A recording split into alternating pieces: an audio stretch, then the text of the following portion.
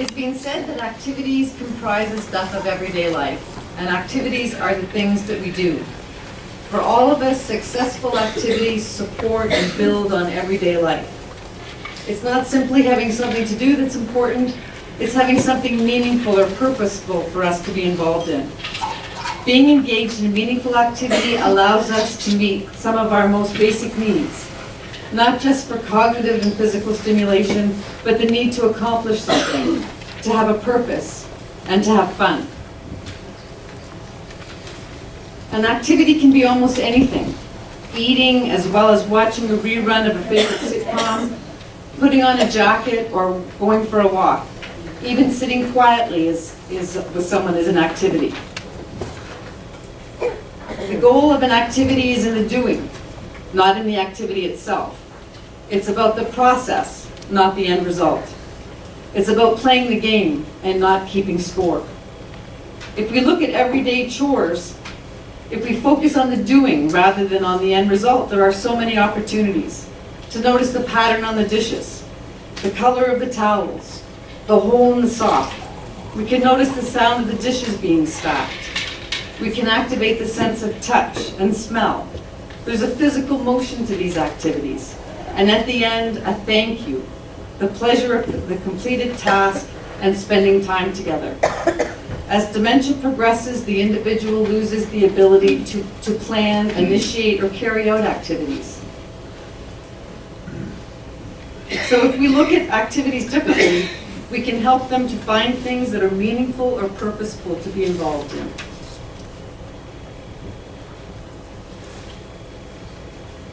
There are so many possibilities when we infuse everyday activities with meaning.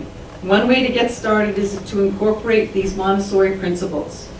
Everyday activities can be transformed from being tasks that have to be completed into opportunities to engage in something that is meaningful and beneficial. As you look down the list, the principles aren't exotic, but it's important to understand the significance of each one. Independence. If we increase independence, we increase self-esteem, resulting in a better quality of life. As dementia progresses, it's more difficult to do simple tasks, and other people start doing things for them because it's easier and faster. We need to find ways to assist them to do as much as they can, as much as they're capable of doing, or in other words, to help them do it themselves. Try to stop ourselves when we recognize that we're doing something for the person that they're capable of doing for themselves. An example would be cleaning up a spill, or putting the pieces back when the person's finished with the game.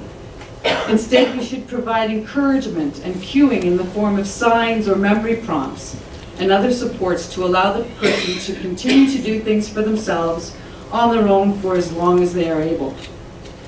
They don't have to do the task completely or necessarily correctly, but we need to give them the opportunity to participate regardless of the result.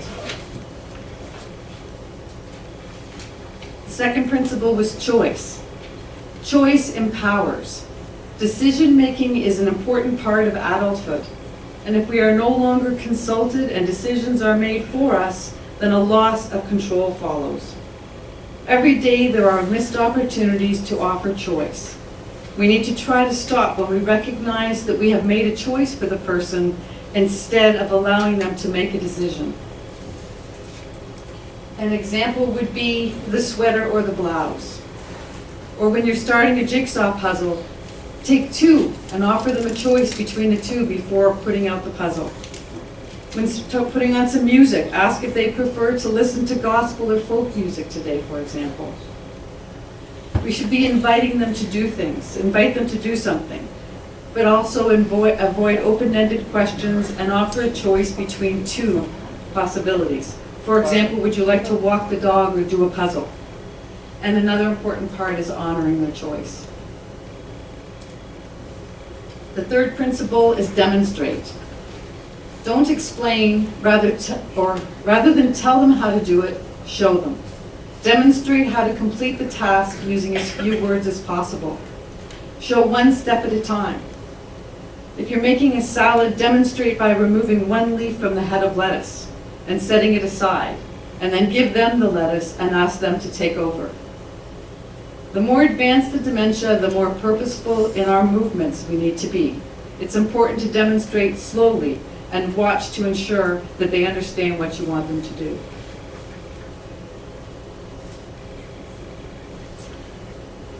Familiar materials. If we can use everyday materials, it ensures that there are plenty of opportunities to reminisce. The person can feel more comfortable around familiar items, and we can generate a more automatic response. If we connect with something that is pleasurable from the past, that the person marvels at, and we can be also associating with a positive memory from the past. What about cleaning silver cutlery or a sorting activity? Like matching fancy teacups with the saucer, or offering a puzzle that matches the interest of sailboats or horses. Meaningful. If the activity provides a meaningful activity and a meaningful social role to that person. We need to consider the person's interests, their former occupation, hobbies, likes and dislikes. Someone might have been a passionate golfer, or they might enjoy watching golf tournaments on TV. Or if they were an avid curler, they might like watching curling on TV. Maybe they watch The Price is Right every day, and that might be something they would enjoy watching. Or they love to hear old-time fiddle music. For that individual, hearing someone play Little Burnt Potato might light up their day. But for the next person, the sound of the fiddle might be grating and annoying. It's important that we know the person, their likes and dislikes, and that we use that knowledge to engage the person. The sixth point is called an adapted environment. And what the idea is providing clues that the person needs to be successful. So some examples are signs or labels or other visual cues that we're going to be putting out for that person to use. Another way to adapt the environment is to use a template. It might be easier for the person to set a table if we take a placemat and trace around the fork on the left, like in the corner of the screen. And so then you could set the placemat on the table with the pieces for the place setting, and the placemat becomes a template that guides the person as they set the table. As well, if we include manipulatives in an activity, something to hold and feel, we can transform a cognitive exercise into a sensory experience. The goal is circumventing deficits, supporting their needs, and modifying the activity to their level of ability. When creating these materials, we need to consider, can the person see the material? Can they recognize them?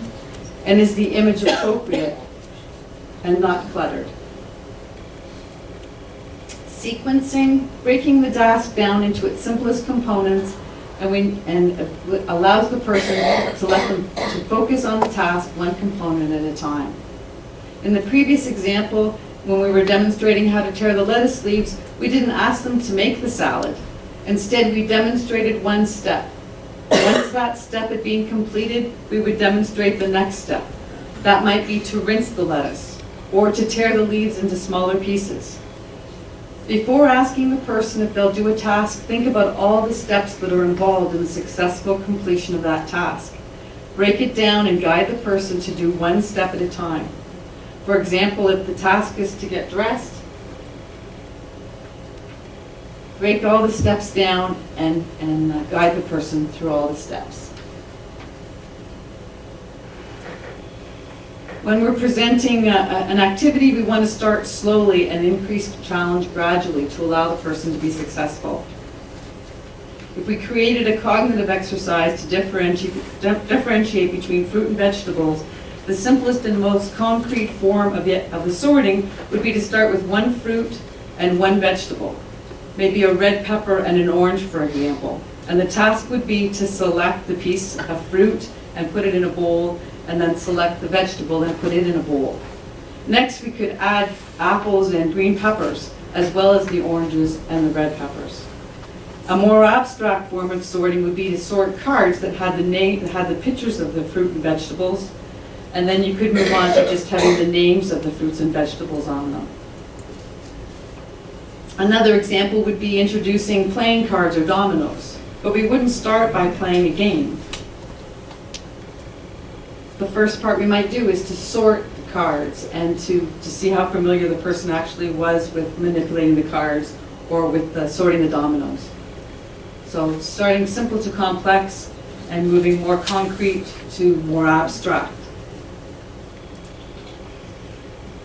And the next principle is relying on procedural memory, because procedural memory is typically spared in dementia, so we want to take advantage of it. One example is repetitive priming, which essentially means that the more they do it, the better they get at it. So while they may not specifically recall having done an activity from one time to the next, their performance may improve with repetition, and they'll become more confident in their abilities. And the other way we use procedural memory is classical conditioning. When one thing happens, another thing follows. So if you hand someone a feather duster, they might just start dusting because it's just the thing that they do when they see a feather duster. Or when you toss them the beach ball, they actually catch it without thinking about it. So we need to take advantage of these automatic responses to keep them moving. And at the end of the activity, we like to ask them whether they'd like to do it again sometime.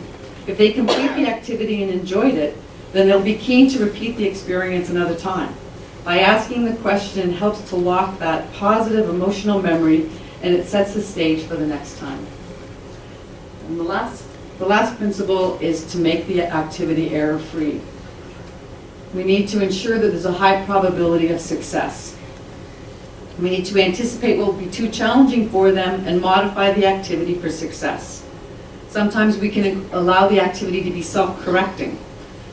For example, if they finish setting the table but they didn't set one of the forks at the place setting, when they have one fork left over, the fork reminds them, the fork that remains will prompt them to check the place settings to locate the one that's missing the fork. But we always want to end on a positive note with success and a sense of accomplishment. They'll associate this good feeling with the activity, and we want to lock that feeling in, as we said, by asking whether they'd like to do it again sometime. So those are the 10 principles. And at your tables, you probably have been looking at the little activities that have been put out. And these are there's 4 different types of activities, a little variation in a couple of them. But they're essentially these 4. And what I did is I created kind of simplified versions so that I could be mass producing them for this purpose. So the little simpler versions than what I would be offering on my website for as regular activities. But there's still, I think there's something that you can use and take advantage of. And they're a great way to get started putting these principles into practice. And hopefully you had a little chance to get familiar with them. But now, and so you'll be familiar as we go through them. But I'd like to elaborate on how we would apply the Montessori principles when we offer activities. And the goal really is to get the most benefit from the time we spend by engaging the person in meaningful activity. So if we look back at the Montessori principles, there's the 10 of them up on the screen again. It's not that easy to see, but I've highlighted the first 3 in blue. So independence, choice, and demonstrate. And I think the first 3 principles are things that we can apply, in a lot of ways we can apply them to more than just people with dementia, and we can apply them in so many things that we do every day in order to be encouraging everyone to be as high quality of life as possible. So really what we want to do is be encouraging the person to do as much as they're capable of. We need to ask them to choose between two options where it's possible. And we need to demonstrate rather than explain. So if I can make any message here today, if you can take those 3 points home and you think about those when you're starting to do things, particularly with people with dementia, I think it will be a way to start providing excellent care.